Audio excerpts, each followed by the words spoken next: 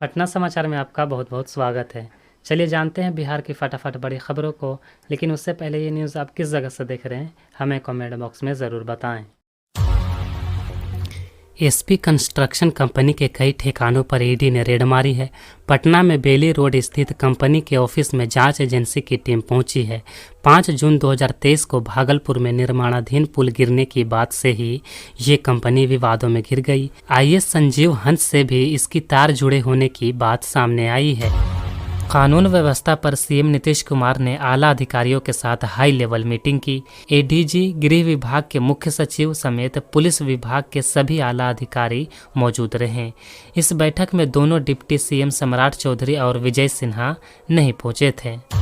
भागलपुर में प्रेमी के घर धरने पर बैठी प्रेमिका ने घंटों हाई वोल्टेज ड्रामा किया। उसने अपनी कलाई काट ली। इसी दौरान महिला दरोगा किरण सोनी ने उसको पीटना शुरू कर दिया। बाल पकड़कर घसीटते हुए उसे अस्पताल ले गईं। यूपी में कांवड़ यात्रा मार्ग पर दुकानों को अपनी पहचान बताने वाला बोर्ड लगाने के आदेश पर बिहार में सियासत शुरू हो गई है। लालू यादव की बेटी रोहिणी ने एक्स पर लिखा कि बीजेपी सरकार ने अयोध्या हारने की खीस निकालने के लिए ऐसे फरमान जारी किए हैं। बेतिया में एक ट्रक ने बाइक सवार 2 युवकों को टक्कर मार दी।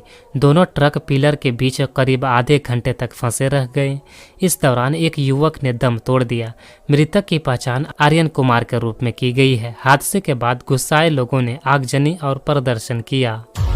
बिहार में मानसून कमजोर पड़ गया है। इसके 22 जुलाई से एक बार फिर एक्टिव होने का पूर्वानुमान है। मौसम विज्ञान ने उत्तर प्रदेश की पूर्वी बिहार के 8 जिलों में बारिश का येलो अलर्ट जारी किया है। इनमें किशनगंज, अररिया, सुपौल, मधुबनी, शिवहर, सीतामढ़ी, पूर्वी और पश्चिमी चंपारण शामिल हैं। माइक्रोसॉफ्ट का सर्वर ठप होने से पटना एयरपोर्ट से उड़ान भरने वाली 4 फ्लाइट कैंसिल कर दी गई है। वेब चेक इन और टिकट बुकिंग में दिक्कत आने की वजह से ये फैसला लेना पड़ा। इस दौरान यात्री परेशान होते नजर आए। वीआईपी सुप्रीमो मुकेश सहनी के पिता जितिन सहनी मर्डर केस में शक की सुई अब उनकी परिजनों की तरफ घूमती नजर आ रही है।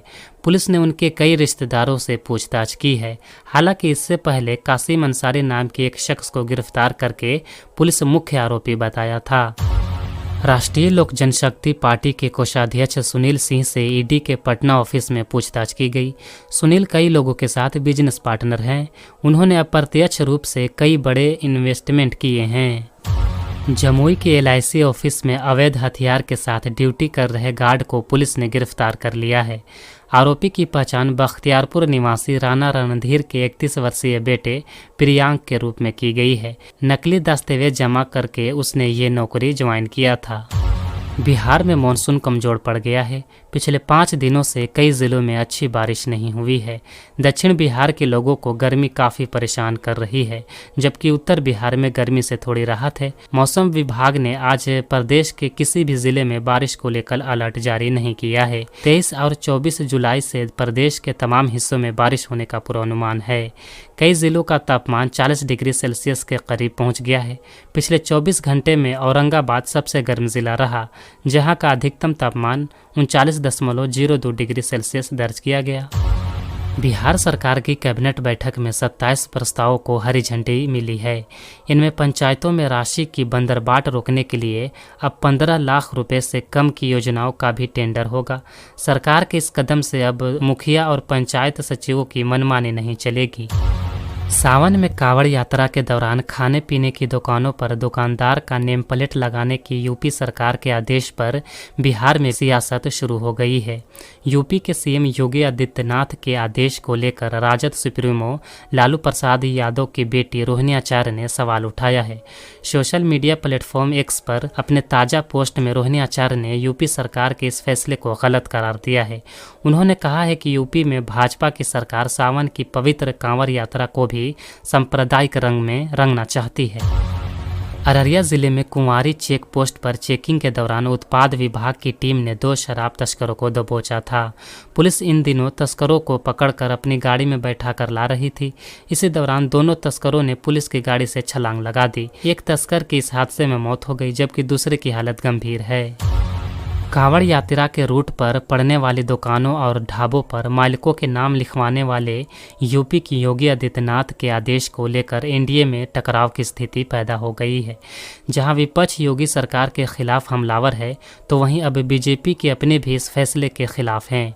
नीतीश कुमार की पार्टी जेडीयू ने भी दुकानों पर नाम लिखवाने के आदेश से किनारा कर लिया है। जदयू के राष्ट्रीय प्रवक्ता केसी त्यागी ने आदेश के पुनर्विचार की बात कही है। एएनआई से बातचीत में केसी त्यागी ने कहा कि इससे बड़ी यात्रा बिहार में निकलती है, वहां इस तरह का कोई आदेश नहीं है। प्रधानमंत्री की जो व्याख्या है, सबका साथ सबका विकास सबका विश्वास, उसमें ये लगाए गए प्रतिबंध पीएम मोदी के इस व्याख्या के विरुद्ध हैं। इस नियम पर पुनर्विचार हो तो अच्छा है, इसीलिए चाहते हैं कि ये नियम वापस हों। नीतीश कैबिनेट की बैठक में कल 27 प्रस्ताव पर मुहर लगी है, जिसमें शहरों में इंफ्रास्ट्रक्चर डेवलपमेंट के लिए सरकार ने मुख्यमंत्री समग्र शहरी विकास योजना को मंजूरी दी है। इसके तहत सड़क, नाली, गली, पार्किंग समेत सभी तरह की नागरिक सुविधाओं पर काम होगा और प्रभारी मंत्री की अध्यक्षता वाली जिला कमेटी कार्यों की प्राथमिकता तय करेगी। बिहार विधानमंडल का मानसून सत्र 22 जुलाई से शुरू हो रहा है। इसमें आरजेडी की राबड़ी देवी नेता विपक्ष के रूप में चयनित की गई हैं, जबकि जेडीयू के ललन सर्राफ और बीजेपी के राजेंद्र प्रसाद गुप्ता उपनेता बने हैं। जेडीयू के नीरज कुमार और रीना देवी सचेतक बने हैं।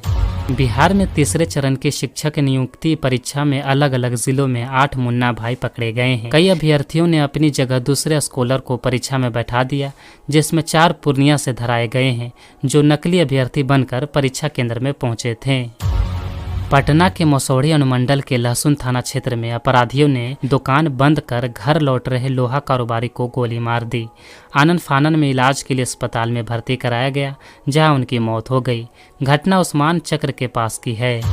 पटना के गौरीचक थाने की पुलिस ने चिपुरा खुर्द गांव में छापेमारी कर एक गांजा तस्कर को गिरफ्तार किया है, जिसकी पहचान अविनाश कुमार के तौर पर हुई है। उसके घर से 2 किलो 200 ग्राम गांजा, 15,000 नकद, तराजू, प्लास्टिक का कवर समेत कई आपत्तिजनक सामान बरामद हुआ है। सारण में राष्ट्रीय बाल संरक्षण आयोग द्वारा गुप्त सूचना के आधार पर सारण पुलिस के साथ छापेमारी करते हुए ऑर्केस्ट्रा में काम करने वाली आधा दर्जन नाबालिग लड़कियों को रेस्क्यू किया गया है। सभी 6 लड़कियां अलग अलग जिला से नृत्य कराने के लिए छपरा में लाई गई थी। किशनगंज के भूतनाथ मंदिर परिसर से निकट स्थित ध्यान फाउंडेशन द्वारा संचालित गौशाला में आए दिन मवेशियों की मौत से गौशाला संचालक पर सवालिया निशान खड़ा हो रहा है। मालूम हो कि गौशाला में सैकड़ों की संख्या में मवेशी मौजूद हैं, लेकिन इसमें ना तो साफ सफाई की कोई व्यवस्था है और न ही मवेशियों के रखने हेतु सही से शेड बनाया गया है। बांग्लादेश में आरक्षण विरोधी आंदोलन के हिंसक होने के दूसरे दिन 5 लोगों की मौत हुई है। बीबीसी बांग्ला ने पुष्टि की है कि इन हिंसक प्रदर्शनों में अब तक 32 लोगों की मौत हुई है। देश में मोबाइल और इंटरनेट सेवाओं को बंद कर दिया गया है। वुमेन्स एशिया कप 2024 के T20 मैच में भारतीय महिला क्रिकेट टीम ने पाकिस्तान टीम को 7 विकेट से हरा दिया है। भारतीय महिला टीम ने 2 विकेट के नुकसान पर महज 14.1 ओवरों में ही 109 रन बना लिए और प्रतिद्वंदी टीम पर विशाल जीत हासिल की। माइक्रोसॉफ्ट सर्वर में आई समस्या के चलते शुक्रवार को दुनिया भर में बैंकिंग, शेयर, एयरलाइंस और अन्य आईटी सेवाएं प्रभावित हुई हैं। शेयरों की कीमतों में आई गिरावट से साइबर सिक्योरिटी कंपनी को 12.5 अरब डॉलर का नुकसान हुआ। बाधित सेवाओं के लिए क्राउड स्ट्राइक के सीईओ जॉर्ज कर्ज ने माफी मांगी है। कांग्रेस नेता प्रियंका गांधी ने यूपी के मुजफ्फरपुर में कावड़ा रूट पर खान पान की दुकानों पर नाम लिखने को लेकर जारी निर्देश को वापस लेने की मांग की है। उन्होंने सोशल मीडिया प्लेटफॉर्म X पर लिखा कि हमारा संविधान हर नागरिक को गारंटी देता है कि उसके साथ जाति, धर्म, भाषा या किसी अन्य आधार पर भेदभाव नहीं होगा। उत्तर प्रदेश में ठेलों, खोमचों और दुकानों पर उनके मालिकों के नाम का बोर्ड लगाने का विभाजनकारी आदेश हमारे संविधान, हमारे लोकतंत्र और हमारी साझी विरासत पर हमला है। समाज में जाति और धर्म के आधार पर विभाजन पैदा करना संविधान के खिलाफ अपराध है। ये आदेश तुरंत वापस लिया जाना चाहिए और जिन अपराधियों ने इसे जारी किया है उन पर सख्त कार्रवाई होनी चाहिए। मुजफ्फरपुर पुलिस के इस आदेश के बाद गीतकार जावेद अख्तर ने इसकी तुलना नाजी के जर्मनी से की थी। यूपी के मुजफ्फरनगर में कावड़ा रूट पर खान पान की दुकानों पर नाम लिखने को लेकर जारी निर्देश पर केंद्रीय मंत्री और बीजेपी की सहयोगी पार्टी लोजपा रामविलास के नेता चिराग पासवान ने प्रतिक्रिया दी है। समाचार एजेंसी पीटीआई को दिए गए इंटरव्यू में चिराग पासवान ने पुलिस की ओर से जारी एडवाइजरी पर कहा कि जाति या धर्म के नाम पर किसी भी विभाजन का मैं बिल्कुल समर्थन नहीं करता। पुलिस की एडवाइजरी को लेकर उन्होंने कहा कि मैं इसका समर्थन नहीं करता हूं। केंद्रीय मंत्री गिरिराज सिंह ने कावड़ यात्रा के रूट पर मौजूद दुकानों का नाम लिखने को लेकर कहा कि सरकार ने आदेश दिया है और इसका पालन होना चाहिए। समाचार एजेंसी पीटीआई से बातचीत में गिरिराज सिंह ने कहा कि ऐसे आदेश पर कोई विवाद नहीं होना चाहिए और न ही किसी को घबराने की ज़रूरत है। अगर हमारे पास प्रमाण है तो उसे दिखाने में कोई दिक्कत नहीं है। बीजेपी शासित असम में राज्य सरकार ने मुस्लिमों की शादी और तलाक के पुराने कानून को ख़त्म करने की मंजूरी दे दी है। साल 1935 के असम मुस्लिम विवाह और तलाक पंजीकरण कानून में विशेष परिस्थिति में मुसलमानों को कम उम्र में शादी की इजाज़त दी गई थी। असम सरकार ने इस फैसले को बाल विवाह के खिलाफ लिया गया फैसला बताया। असम के मुख्यमंत्री हेमंत बिस्वा शर्मा ने पत्रकारों से बातचीत में कहा कि इस कानून को ख़त्म करने के लिए पहले हम अध्यादेश लेकर आए थे, अब इसके लिए कानून बनाया जाएगा।